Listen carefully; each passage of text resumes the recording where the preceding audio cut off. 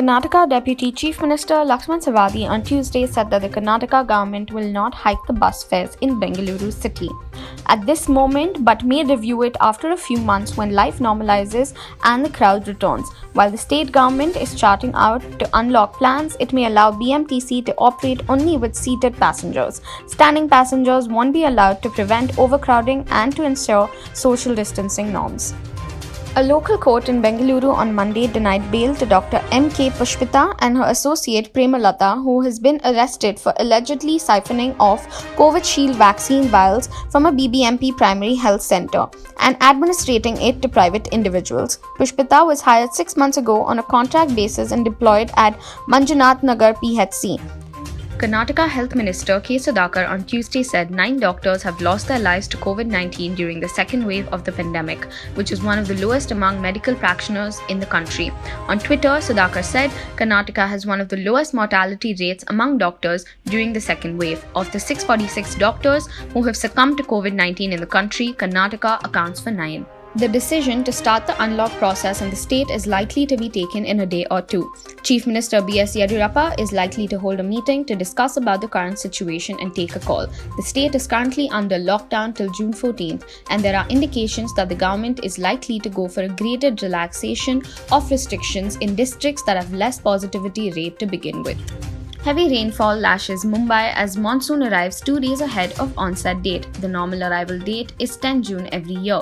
Waterlogging has resulted in traffic diversions in many places. Central Railway PRO said local train services between Kurla and Chhatrapati Shivaji Maharaj terminus have been halted as water is flowing over tracks between Kurla and Sion railway stations. The centre on Tuesday placed fresh orders of 440 million additional doses of COVID-19 vaccines, 250 million doses of Covishield and 190 million of Covaxin, a day after Prime Minister Narendra Modi announced that the union government was taking back the responsibility for procuring vaccines and distributing them for free to states.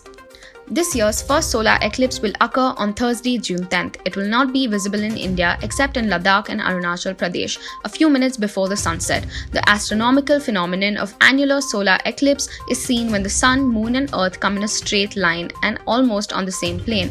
But due to its elliptical orbit, the moon doesn't cover the sun entirely, leaving the sun's visible outer edges to form a ring of fire. A United Nations rights expert has cautioned of mass passings from starvation, illness and openness in eastern Myanmar after severe, aimless assaults by the military constrained huge number of individuals to escape their homes in Kaya state. In an articulation on Wednesday, Tom Andrews, the UN Uncommon Rapporteur for Myanmar, called for critical worldwide activity, saying assaults by the tactical, which took power after a February overthrow, were undermining the existences of a large number of men, ladies and kids in Kaya.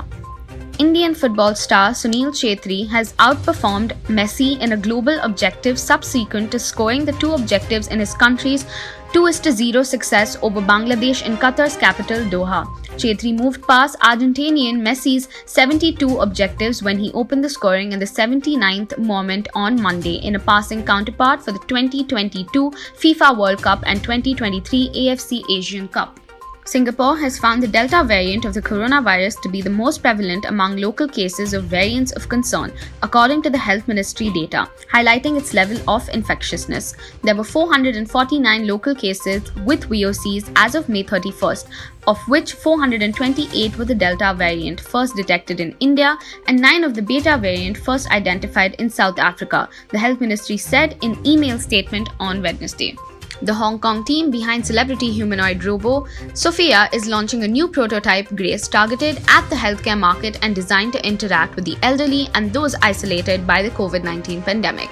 Dressed in a blue nurse's uniform, Grace has Asian features, collar-length brown hair and a thermal camera in her chest to take your temperature and measure your responsiveness. She uses artificial intelligence to diagnose a patient and can speak English, Mandarin and Cantonese.